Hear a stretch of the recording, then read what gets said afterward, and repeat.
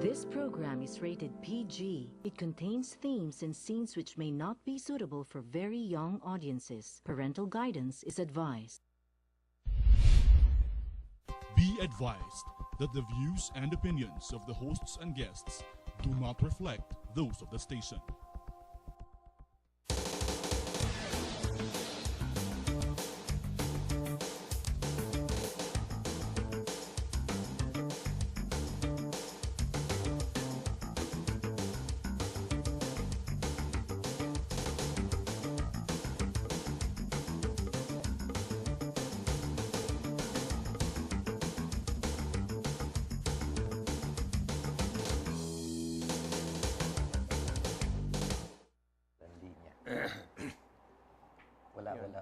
Hello, magandang tanghali po sa inyo lahat. Welcome to our show. Usapang Kalusugan. I'm your host, Ray Orosa. We'll be talking about mga bagay na mahalaga para sa ating kalusugan. Kasama ko rito ngayon, hindi na topic, si Brother Vic Chua, yung aking co-host. At saka ang ating pinitagang bisita dito, wala nang iba, kundi si Dr. Alfonso Lagaya. She's an acupuncturist but also unang direktor ito ng PITAC, yung Philippine Institute for Traditional and Alternative Healthcare. So welcome, Dr. Al. Thank you for being with us and spending your time here. Pag-uusapan natin po kasi sa tanghaling ito, isang bagay na parang walang kinalaman sa kalusugan, pero ang katotohanan, napakalaki pala ang kinalaman sa ating kalusugan. Bakit? Sapagkat ang ating kalusugan ay sumusunod sa ating mga pakiramdam. Okay? So kung tayo malungkot, tayo masaya, kung tayo magaan ang katawan, etc., etc., ganun sa pakilasa, parang sumasang-ayon yung katawan doon. Kanya sinasabi natin dito, kasi ang tao binubuo ng katawan, ng kaluluwa, at saka ng spirito. So kailangan natin, we focus on something, isang bagay na marahil kung tatanungin natin ang tao, meron ka bang alam na isang bagay na madaling magpabago ng kalagayan ng isang tao o magpaganda at yun ay isang bagay, ano ang pipiliin mo? Magpaganda? How you feel. Yes. How to improve how you feel. One thing. Well, obviously naman, kapag palagi ka nakasimangon, papangit ka. Ay, hindi. Iba na yung epekto ngayon. Kaya pinag-usapan natin, yung magbabago ng kapangitan mo at hindi ka malungkot. Always the positive attitude. Kasi once your positive attitude of everything would be sa trabaho, sa pamilya, sa traffic, sa sitwasyon sa mundo, if you have a positive attitude, all the organs of your body adjust. In Western medicine, that is, kita-kita natin yan, pag magagalitin tayo, sinisikmura tayo. But in Chinese medicine, that also says na kapag magagalitin, the liver is already affected. Okay na maraming mga bagay ng ating kalagayan na umupuksa sa ating kalusugan. True. Okay, but isang bagay na hindi mahirap na pwedeng magpaangat ng ating kalagayan. Brother Vic, ikaw, sa iyo ano? Nakalagay niya, ano ba sa Bible, no? Di ba nakalagay? Ano ba, is it best medicine? No? Laughter? Again. What is something that you can have a quality that can, any time of the day or the night, when you start acting on it, it'll make you feel good? Of course, when you're happy, and when you are but the thing is, when you take happy, what does it mean? But I'm talking about something that you can be and you can do. Okay?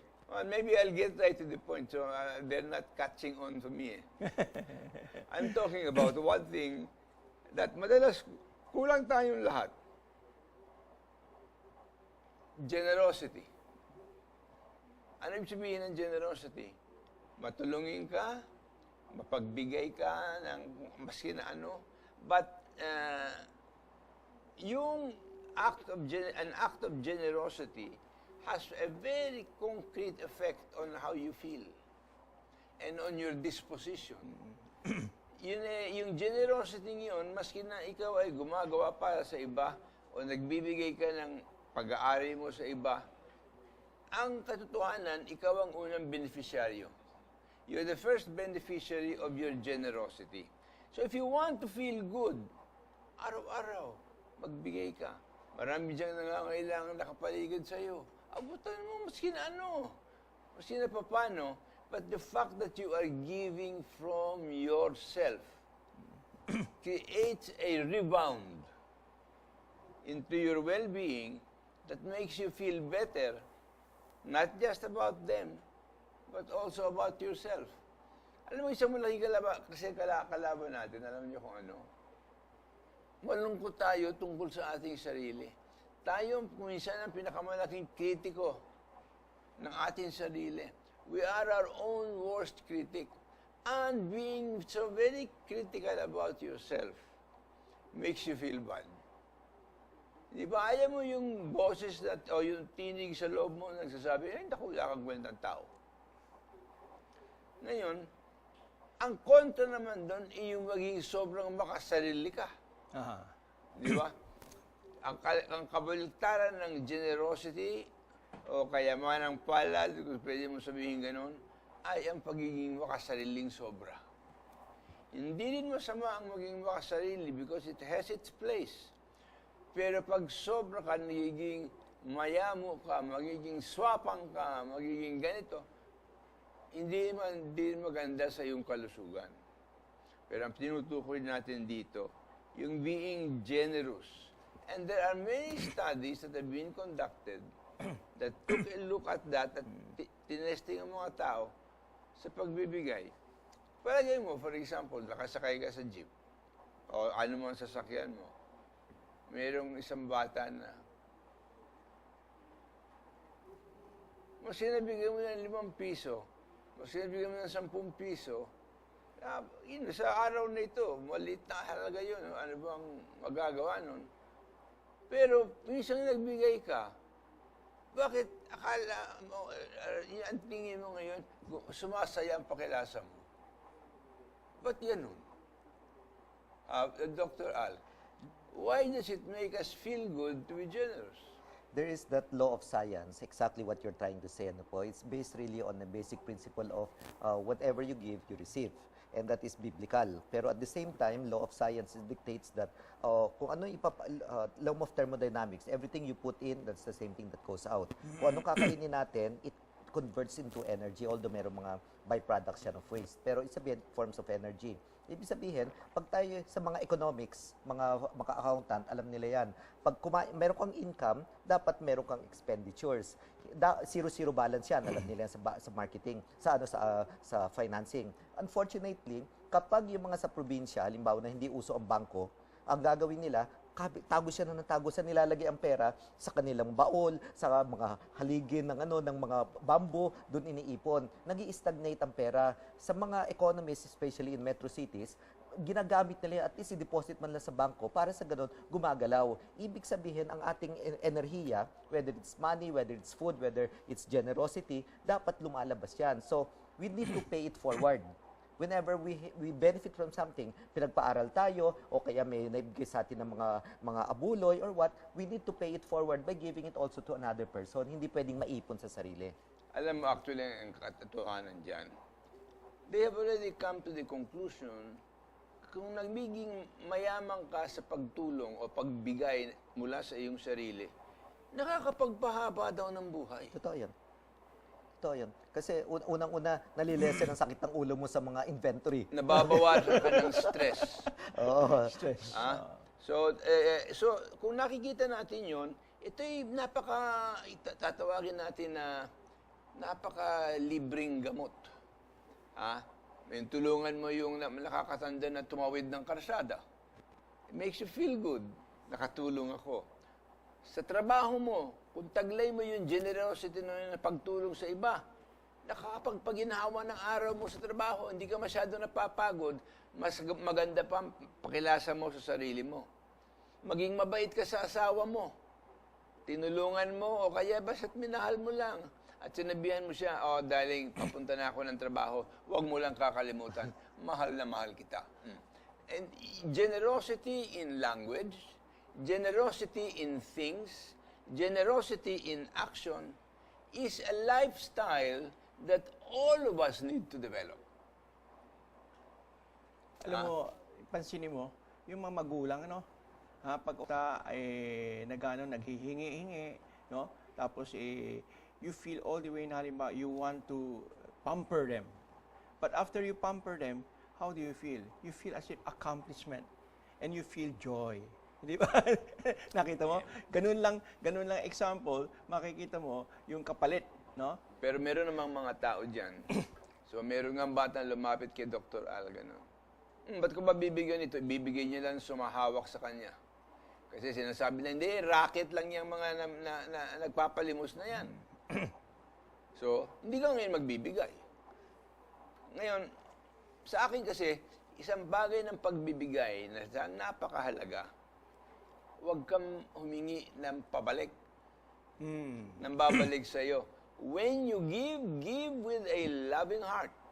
Kasi gamitin niya yan, lustayin niya yan, o ano pang gawin niya, labas ka na ron. Huwag mong guluhin at huwag mong bawasan yung dividendo ng iyong pagbubunyag doon ng pamimigay. Huwag mong pabayaang mabawasan ang iyong dividendo. Ay yung balik sa iyo. Generosity comes in two forms. Ano po? Abale, you give something, sana not expecting anything in return. But in reality, we expect something kasi we are motivated to be generous kasi we are thinking something at the end of it. Well, ang issue dyan is not on the material plane. So, sabihin gagawin ko to ay halimbawa may isang waiter, maganda serbisyo niya kasi alam niya bibigay ng tip na malaki yan. Yun ang material plane. However, if you go elevate yourself on a higher plane, which is, eto, kahit na hindi ako bayaran nito, hindi ako bigyan ng tip, pagsisilbi ako. That's the passion that you would like to give, and that's a generosity in terms of service. Bumabalik po yan. May enerhiya po lumalabas dyan, maring hindi bumalik sa atin mismo, pero makikita natin gumiginhawa ang buhay ng ating pamilya, ng ating mga anak, at saka ating mga buhay pagdating ng future. And that is paying it forward, not expecting it coming back, but it will go back to us in a different form. Yun ang isang bagay na kung minsan nakakalimutan natin. Nagbigay ako sa iyo ng ganito, iniintay ko, mayroong babalik. Mali.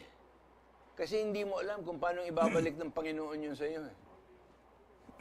Yung pala, yung pagbibigay mo dito, may kinalaman at yung plano ng anak mong maglayas, natigil. Sa spiritual side naman, napakagandang behikulo eh. The least you do unto your brethren, you do it unto me. Ang pagbinigay natin, ang paggumawa tayo, kaysa pera, kaysa service, kaysa tulong, o kaysa kahit naman kahit na a word of encouragement, no? We are doing it, no? And God recognizes that. And in return, may kapalit. Okay. Pero ngayon, I will have to remind you, isang bagay pa rin sa nakakatulong yung ating generosity. It reduces stress. Correct. Okay? So, punong-puno ng pressure ang buhay mo at very stressful ang buhay mo, be generous. Open your heart and start giving. And you will find out that it will overcome the stress. Parang nare-rebalance uli yung buhay mo when you are full of generosity. Napansinin mo, stress, no? Napansinin mo, yung mga, lalo-lalo na yung mga may sakit. Pag oras na, oy, relax ka lang, huwag ka huwag ka mapapa-stress. Why is it na nagka-counsel ka ng ganito? Because whenever you are in stress, it now brings about baksak ang immune system mo. Hindi ba, Dr. Al? Tama naman yun. Pero you think of something that would motivate. Halimbawa, sabi mo, okay, relax lang, huwag ka ma-stress. Paano ko ma-stress ang traffic? Mahulilate ako sa kausap ko. So, isabihin you think of something that would motivate the other person. Sabihin mo, pag ikaw ay na-stress, yung wrinkles mo lalabas, tatanda ka. Nga pala. So, hindi na siya ngayon na-stress. Alright, we have to pause for a few reminders. Babalik po tayo.